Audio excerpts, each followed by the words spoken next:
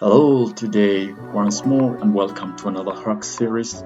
And today I have a very simple hack. Today I have two values here, x and y. So x is I just want to swap these values, and for instance I just want to contain what is in x to be contained by what is in y. So let's have these values here, and I've initialized these two values with these two variables with these values. And so basically what I want to do, I want to swap the values in x with the values in y, and I'll just use a simple print function, print in statement, and I'll use a formatting, string formatting, and what I can basically just say now x is, and then I use this to grab the value of x, and I can say now y is,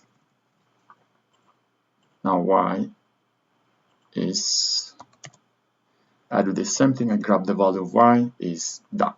Let's now print out and see what is the outcome for us. And now x is 56 and now y is 23, and you see previously x was 23 and y was 56.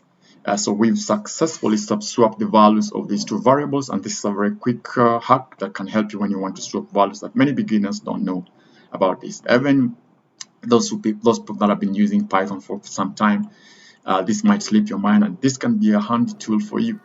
Thank you once more for watching. Please share and comment. Goodbye for now. See ya in the next hack.